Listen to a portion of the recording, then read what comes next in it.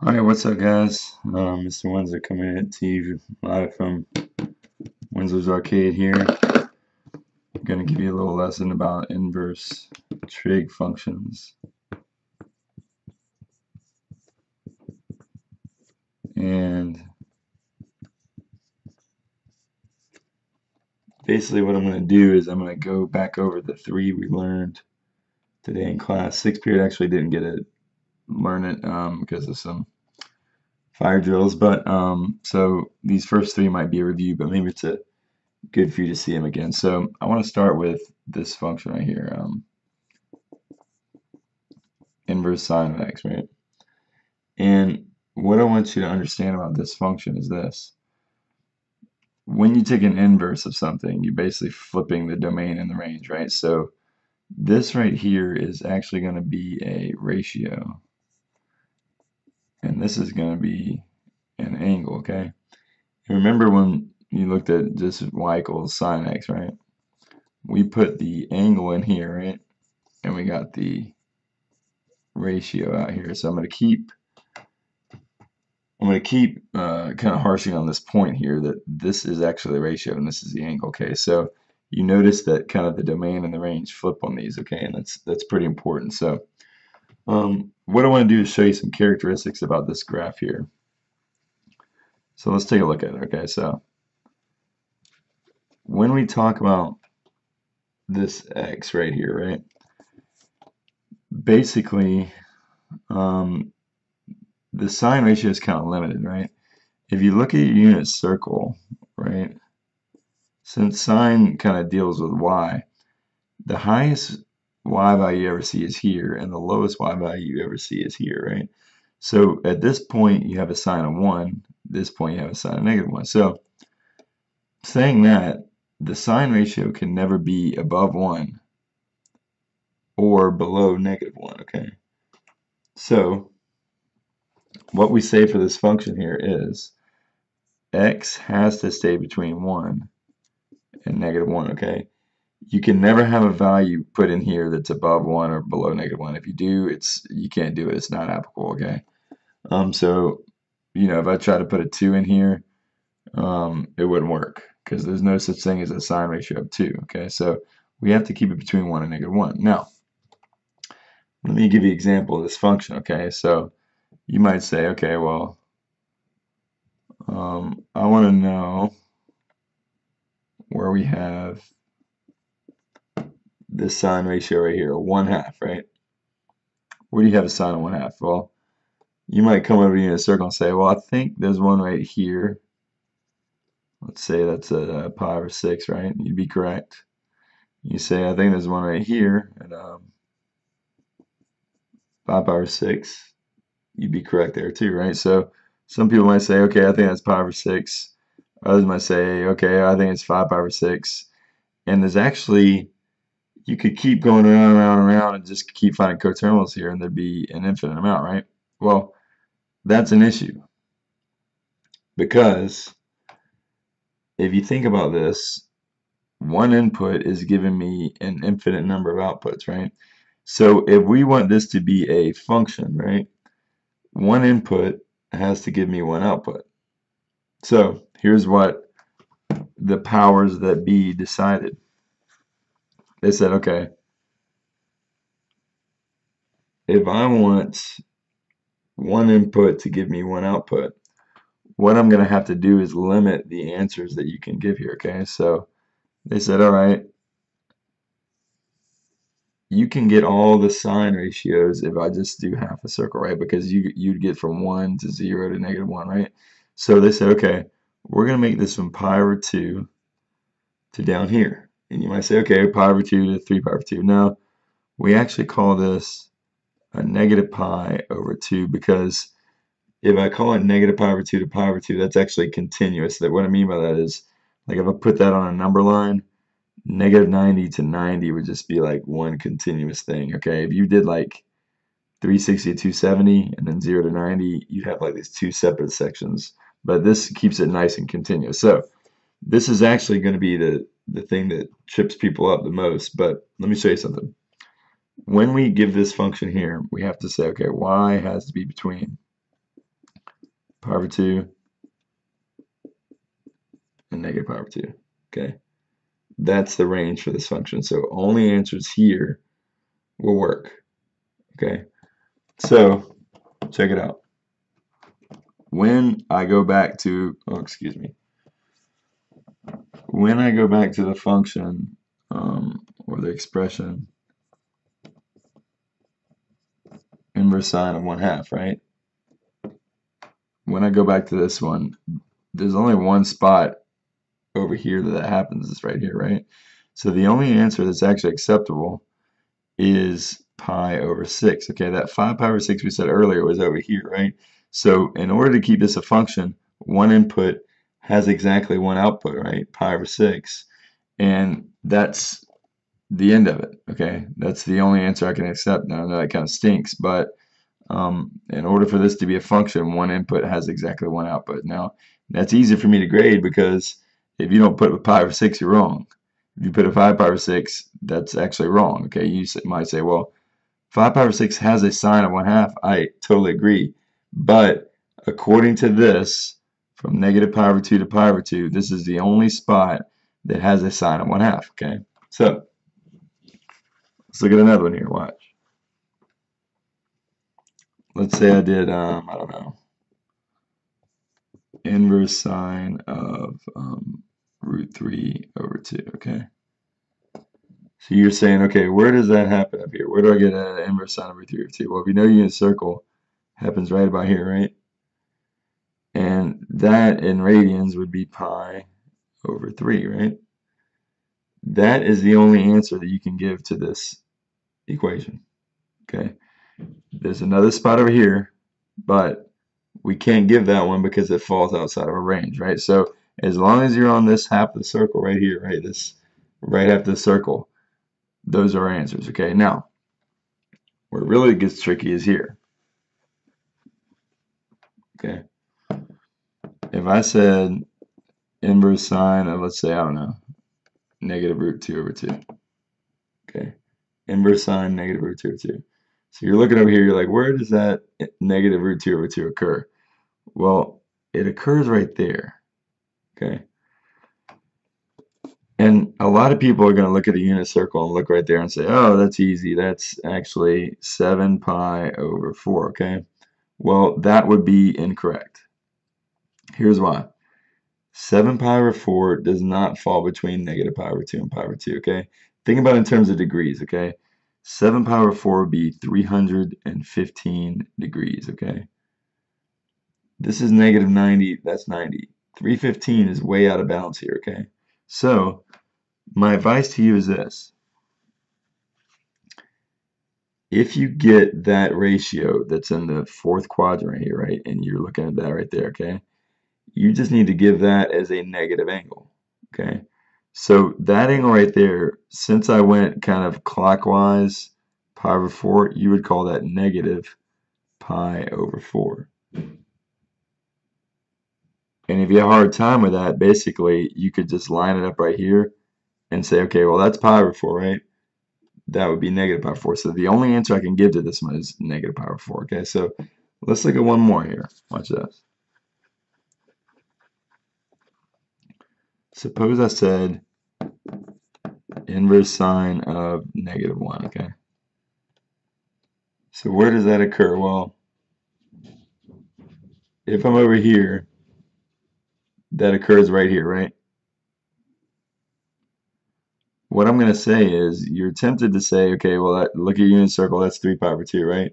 Well, according to this range right here, I've actually got to say negative pi over 2, okay? So long story short is you're always going to give an answer that's on this right side of the circle, right? But if it's in the fourth quadrant, you just have to give it as a negative angle, okay? Those are the only answers that are acceptable, okay? So that's your inverse sine function, and this is the important stuff right here, okay? It has to be like that right half side of the circle, right? Now, moving along to inverse cosine, okay? Inverse cosine. once again, x represents a ratio, y represents an angle, okay? If you think about cosine values, okay, if you went around the unit circle, right? Since cosine kind of deals with x, right? The highest x value you ever see is here, the lowest you ever see is here. So this is actually a 1, this is a -1. So just like inverse sine, x has to fall between 1 and -1, right? So the powers that be decided, okay, well, I can get all these cosine values if I just look at kind of the top half of the circle. See that? So instead of being like this for your sine, it's actually the top half of your circle now, okay? And this is actually more user-friendly because if I go from here to here, I'm really going from 0 to pi, right? So what we say is the y values have to be between 0 and pi, okay?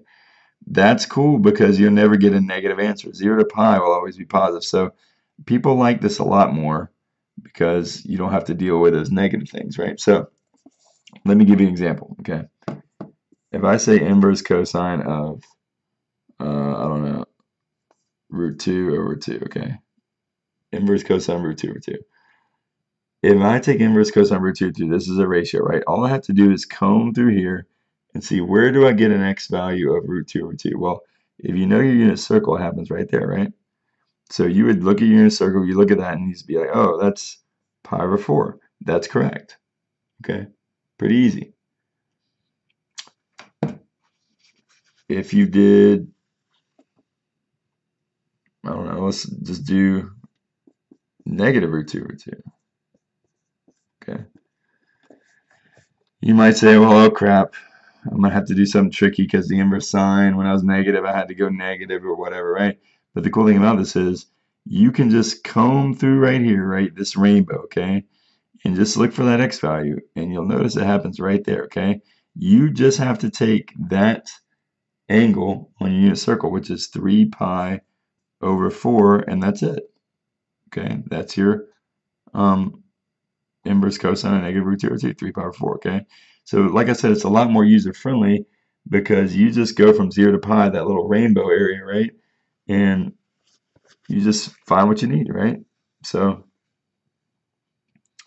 what if I said this? Inverse cosine of 0. So I want to know where on this do I get a cosine of 0? So if you comb through all this, the only spot that happens is right here, right? So you simply write down the angle in unit circle, it's pi over 2, right? And that's the only spot where that happens, right? So inverse cosine, like I said, it's like a rainbow, okay? So you only have to look through here and find out what you get, right? And there's only one answer to all these because one input will always have one output. One ratio, one angle, okay?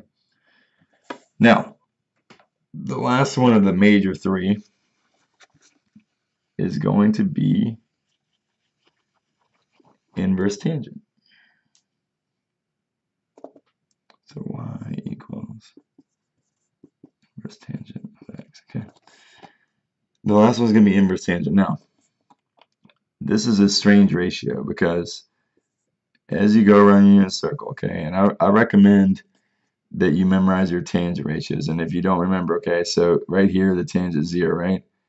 Right here at pi over 6, it'd be a root 3 over 3.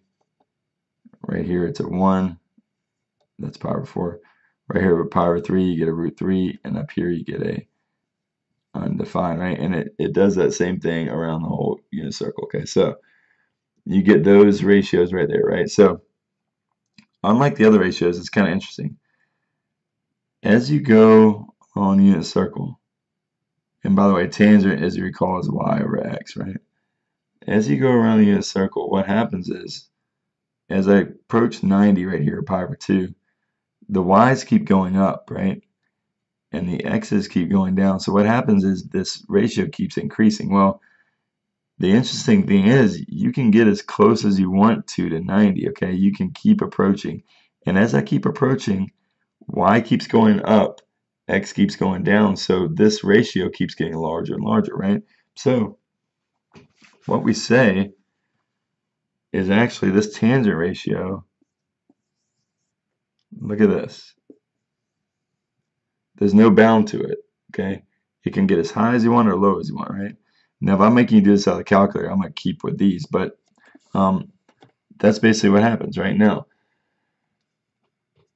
Just like the sine, okay, since it's undefined here and undefined here, just like the sine, they're actually going to limit it to just the, let me erase this real quick, just the right half of the circle, okay? So there's only one that looks kind of like a rainbow. That's going to be your inverse cosine, right? The other ones are like this. It's like just the right half side, right? So looking here, what we're going to limit this to is we're going to say y has to be between pi over 2 and negative pi over 2, right? Now notice I didn't use the or equal to signs there because here and here it's actually undefined, okay? So what we're going to do is we're going to go around here. I'm going to give you some ratios and you're going to tell me where they happen, right? Now keeping in mind these are all the same values here, but they're just negative, right? So that would be negative root 3 over 3, negative 1, negative root 3, right? So those are the tangent ratios right here. So start you off easy. I'll say, okay, well, I want the inverse tangent of root 3. So if you look around here and you look for root 3, okay, you say, oh, there it is right there, okay? So if you take that angle right there, that's going to be pi over 3, and that's the only answer you can give, okay? What if I said inverse tangent of 1? That happens right there, right? That's going to be pi over 4. That's the only spot where that happens, okay? Very good. Now, what if I said, okay, so what if I went negative root 3 over 3, okay? You see that that happens right here, right? A lot of people are going to be tempted to put 11 pi over 6. However, just like the sine, since you're in that fourth quadrant, you have to say negative pi over 6, okay? Because anytime I'm in the fourth quadrant, you have to get the negative angles. Notice here, between negative pi over 2 and pi over 2, right? So just like the inverse sine, if you're in the fourth quadrant, I know this upsets a lot of people, but you have to give these as a negative angle, okay? So when you check your homework on this, okay, make sure that when you get these, especially with inverse tangent and inverse sine, anything that gives you in the fourth quadrant, because remember, you're only looking at this side of the circle, right? You have to give it as a negative angle. If you don't, you'll get it incorrect, okay? You don't have to worry about that with inverse cosine because remember, that's the top half of the circle and you won't have any negative angles, okay? So that takes care of inverse sine, inverse cosine, inverse tangent, right? Remember, x is a ratio, y is an angle, right? I'm giving you a ratio, you're giving me an angle, okay? But only one ratio and one angle will be matched together. So, saying that, now we're getting into the stuff that I didn't teach today, okay? And I'm going to start with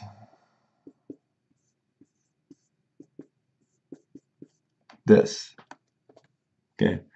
Now you might recognize this. This is the reciprocal of sine, right? So basically in this function, I'm going to be giving you cosecant ratios, and you're going to be giving me the angles that correspond, right? So let's talk about this for a minute, cosecant ratios. Now, a minute ago, we said that sine ratios had to be between negative 1 and 1. So this isn't for inverse cosecant, but I'm just going to write for inverse sine, come down here for a second, x was between 1 and negative 1, okay? Now, it's very interesting. We know that cosecant is sine flipped, right? So if I picked a number in here, I don't know, I'm going to pick a number. I'm going to pick 1/2, right? If I flip that number, you notice I get 2, right? So if I flip a 1, I get a 2. Now, what happens is, if you take these numbers in here and you flip them all, it actually flips this domain, okay? So what happens is this. For inverse cosecant, you actually get a domain, not from -1 to 1, but it's basically everything outside of that. So what we say is we say from -infinity all the way up to -1, okay? And also we get 1 to infinity, okay? So the x values, these are our x values here, okay? -1 or -infinity to -1 and then 1 to infinity. So basically we get the exact opposite of -1 to 1. We get everything outside of that, okay? So if I, for example, put a 1/2 in here, that couldn't happen because think about it. If I had a cosine of 1/2, that's the same thing as a sine of 2, and that won't happen, right? So that is going to be what we call the domain, right, for an inverse cosecant. Okay, make sure you make note of that. Now, remember on inverse sine, we kept it over here, right? Okay, we're going to do the same thing for inverse cosecant, but there's going to be one issue here, okay? For inverse cosecant, let me make this, we can't have this value right here, okay? Now think about it. The reason you can't have this value here is at this value, sine is 0, right? So if sine 0 and you tried to flip that, you would have the 0 on the denominator, and that would make cosecant undefined, right? Because remember, cosecant of x is 1 over sine x, right? And if sine x was 0, that makes cosecant undefined, right? So that's kind of why that works. But you can't have this. So for the y values, you're still going to be from -pi/2 to pi/2, but you can't include that 0, okay? So what we say is you're from -pi/2 all the way up to 0, right? But not including 0. And then you're from 0 all the way to pi/2. So it's basically still this, hold on, that should be a bracket, sorry, because that's included. It's still this side of the circle, right? Except you can't be that little part, okay? So I know you're looking at this and like, oh man, that looks really complicated, but let me kind of show you how this works, all right? So watch this. I'm going to say something like inverse cosecant of, let's say 2. Okay, now you start talking to me about cosecant, that's great, but what I do is I come over here and make a note. I say, okay, well, if cosecant's 2, that means sine of theta would have to be 1/2, right? Because if you flip that, you get a 1/2. So this is the mode I'm thinking, okay? So I'm just going to go over here and see if I can find a sine of 1/2. And guess what? That's very easy to do. It's right there, right?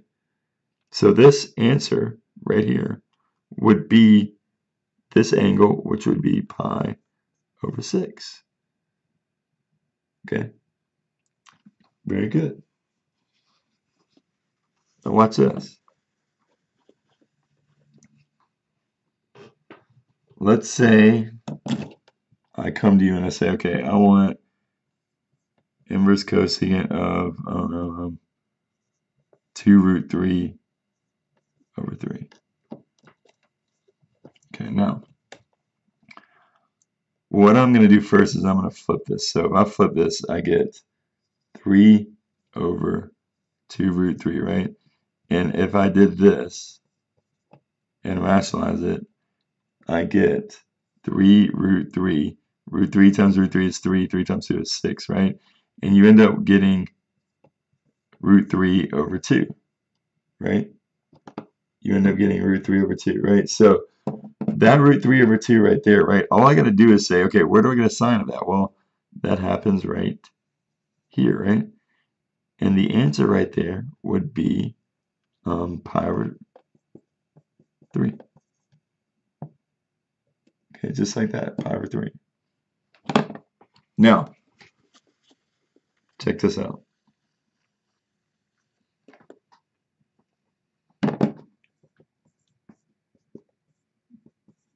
Say it's at a -2, right? Well, if cosecant's -2, that means sine is -1/2, right? Go right here. There's a sine of -1/2. Okay. There's your sine of negative 1/2. So if you had a sine of negative 1/2, remember, you have to, if you're in that fourth quadrant, you have to give it as a negative angle. So what I'm going to say there is I'm going to say negative pi over 6. Okay, so just like the inverse sine, inverse cosecant, if you're in the fourth quadrant, you have to give it as a negative. Okay, so let's try one more.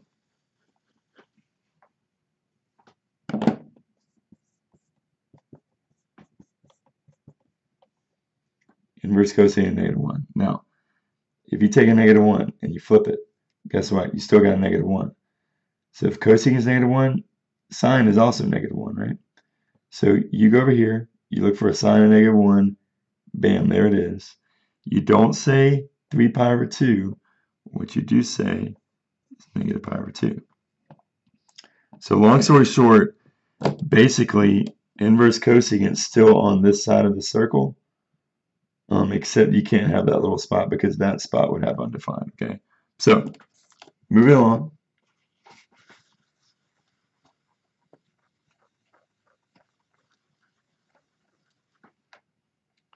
The next one we're going to look at is inverse secant, right? Ratio, angle, okay? Now, inverse secant, as you recall,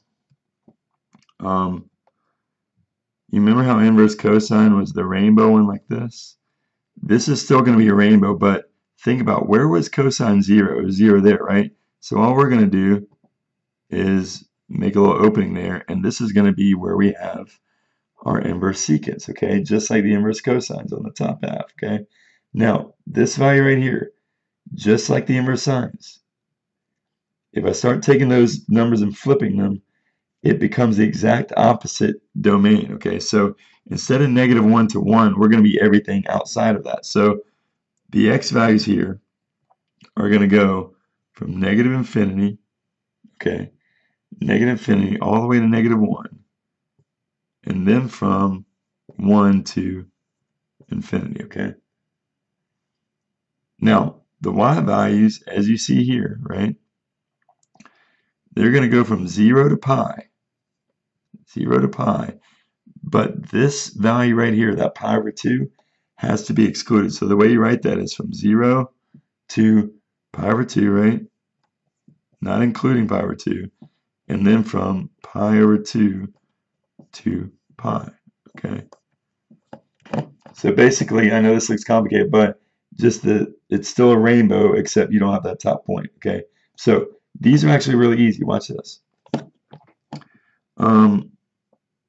Let's see.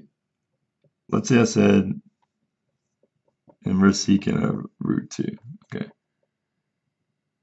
Now, you start talking to me about secant, I'll nod my head and I'll smile, but I'm really thinking about cosine, okay? So I'm going to take this ratio and just play with it for a minute, okay? So if this is a secant, you'd all agree that this is the cosine, correct? And with a little manipulation, you just do this thing right here and you say, oh, wow, look at that. I recognize that cosine, right? That cosine actually occurs right there, right? So what are we going to say for this angle right here? You're going to go to your unit circle and you're just going to say, hey, that's pi over 4 right there. Okay, pretty easy. All right, what about this? Let's say I said inverse secant of, I don't know, negative 2. Think for a minute.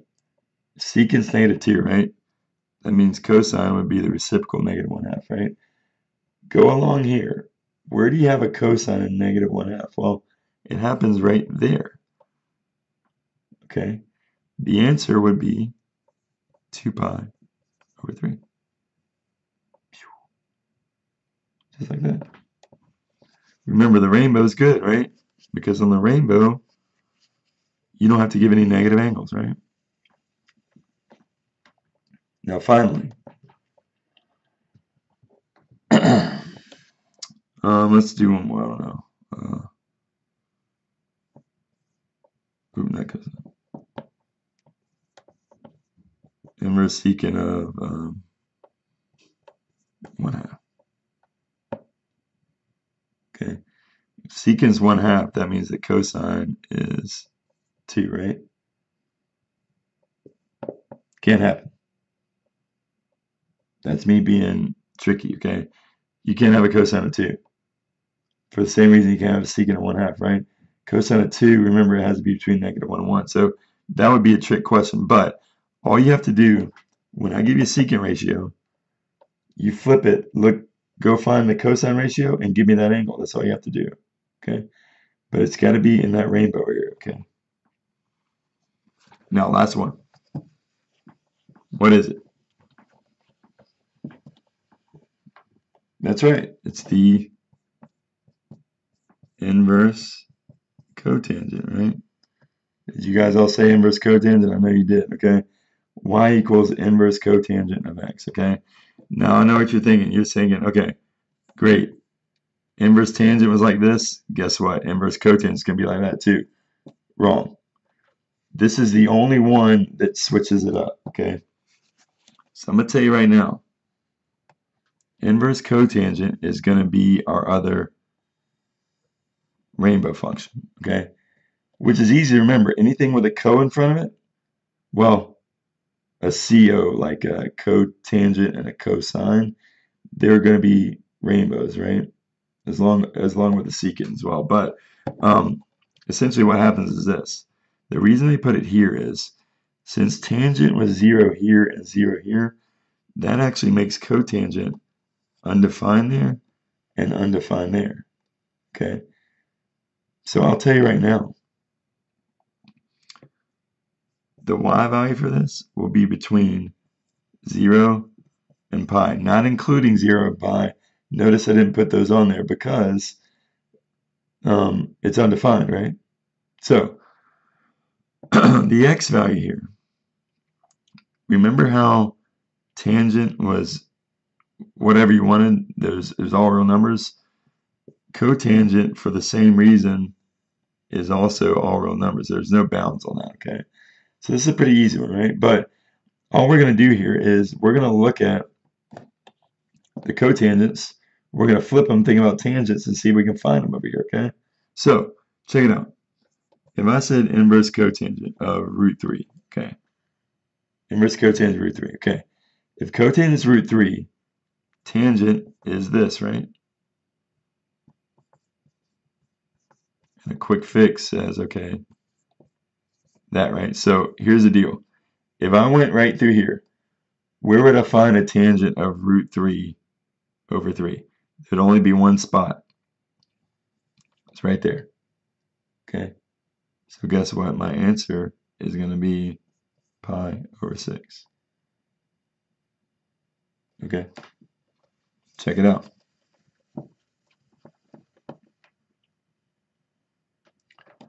Let's say I said inverse cotangent of -1.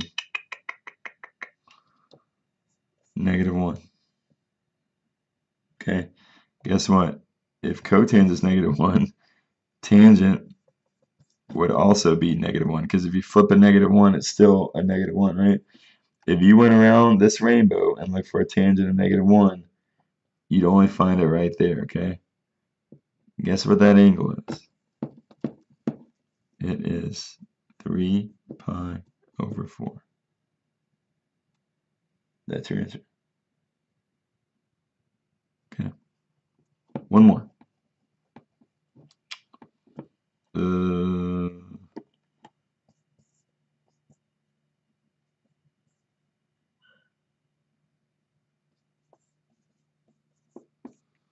Inverse cotangent -√3 over 3. So if cotangent is this, that means that tangent is this, right?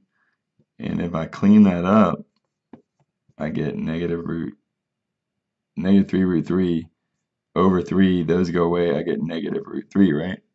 So if I went around here and looked for, if I looked for a tangent of -√3, the only spot that happens is that one right there, okay?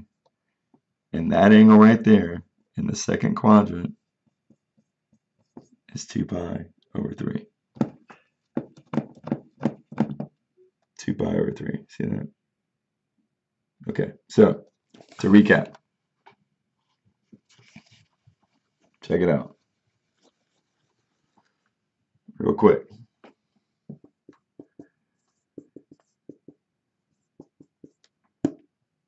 Ratio, angle. Got to give it here, right? Positives, negatives.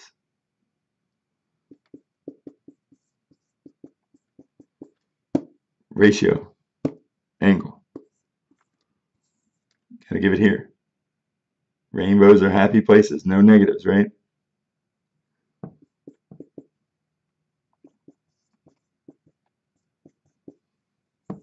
Inverse tangent. For inverse tangent, I'm getting a little low here. Inverse tangent, you got to give it here, right? But those are going to be undefined, so you never give those, right? So, but remember, if you're in the fourth quadrant, you got to give this as a negative, right? So,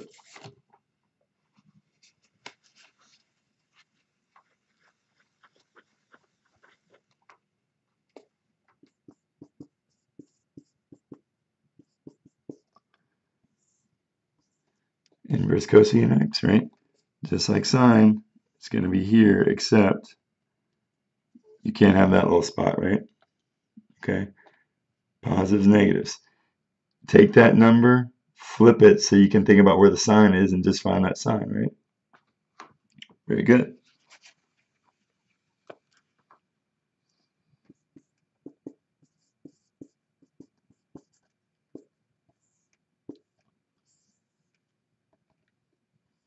Undefined, right?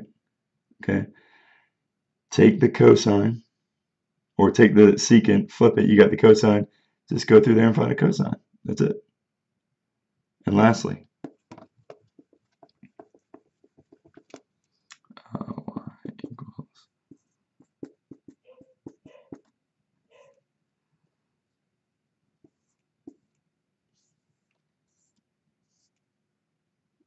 flip it, look for a tangent through here. No negatives. Remember, rainbows never have any negatives, okay? So it looks like there are 3 rainbows and 3 no's, right? The rainbows are going to be cosine, secant, cotangent. The no's are going to be sine, cosecant, and tangent, okay? So, hope you guys have a great Friday, okay? Free wins if I don't come back on Monday, all right? And from Jumpman, Pauline, and Donkey Kong, you guys have a great weekend, all right? Hope that helped. Make sure you complete in 6th period. You're going to have 2 homework assignments to do, but the rest of you guys, just make sure you do the homework that the sub gives you, and I will talk to y'all later, okay? Peace.